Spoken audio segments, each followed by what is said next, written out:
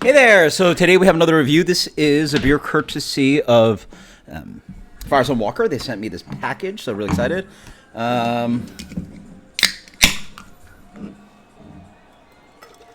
let's read about the beer before we get into it. So, sorry, the halftime show of the Chiefs Chargers game's on. So let's see, the Festbier. So it's gonna be pretty light. Get a little bit of dirt in there. Debuted in 2006. Traditional ingredients, blah, blah, blah. But lagered in French oak barrels because they're in Central California, Paso Robles, wine country, rich malt profile, blah, blah, blah. That is a little bit loud, but whatever. So, let's dig into this beer. So, 5.2%, so actually not in the... a little bit lower. I think the range on BJCP is like 5... I think it's like 5.6... I think it's like 5.8 to 6.4. Something like that. Anyway, I took the Advanced from like 3 years ago. So memorizing this stuff's a little bit weird. But these are weird things I just randomly remember. So, I've had this beer already. Though I will say this might be the first year that I've ever had it. After having been drinking, Firestone Walker for like... Jesus Christ, like almost 15 years, something like that. But yeah, they never really sent this out. This was like, I think, more of a local thing.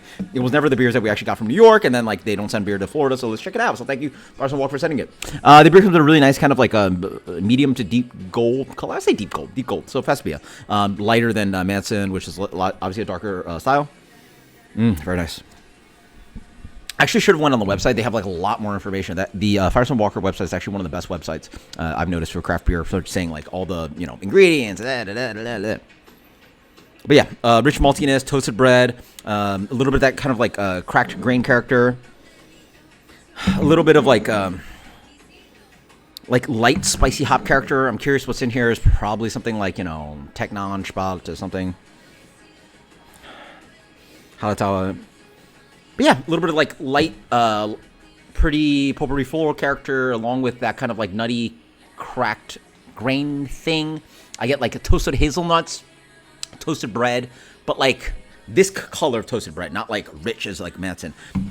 So like the dark, obviously, just like bread, the more dark character you get with the aromatic, it generally translates to the same kind of characteristics of the darker aromatics and flavors that you get in beer. Same kind of, it's toasting and getting darker grains. Right? It's common sense. The darker you toast something, the more the flavor it mimics what bread, and generally for us it's like bread and cereal aisles kind of things that like translates to beer, right? That's good. Yeah. So it is a little bit lighter. You can sort of see that 5.2%. Like it's not as imperial and as bombastic in flavor as some other like higher, almost basically 6%. It's a 5%, 6%, so you can sort of taste it. A little bit more smooth and light, but it does have enough complexity. Wow. Up front, rich malt character. I like it. It's got a little bit of that's kind of like Helles light kind of malt character, but a little chunkiness on top of it. Again, I'm getting more of that just like toasted. I was wrong with hazelnut. Chestnuts. Chestnut's what I'm getting. Tons of toasted chestnut character. I'm Asian. I don't know why. I don't know if it's Chinese or Korean. Whatever. Toasted chestnuts was... yeah. Actually, I'm curious. Do people actually eat toasted chestnuts anymore? Anyway, I ate as a kid. Toasted chestnuts. That's definitely the big predominant kind of like toasted nuttiness that's coming here. And then towards the back end, you get a little bit of floral character. And then... really nice and clean. Again, the oak thing, it might help with a little bit of that kind of like light lingering bitterness that beers has to help a little bit of tannic character, but I don't really notice anything specifically.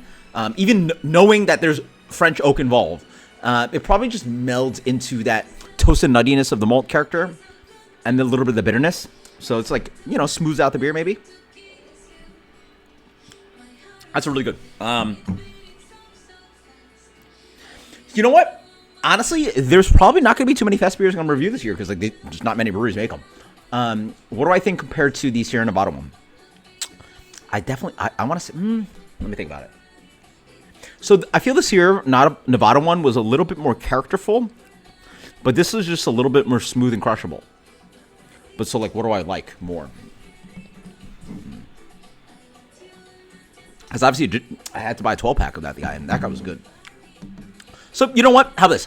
It depends on your preference. Are you looking for impression, or are you looking for crushability? Crushability here, a little bit more impression, or sorry, I'd argue like a good amount more impression on the Sierra Nevada one.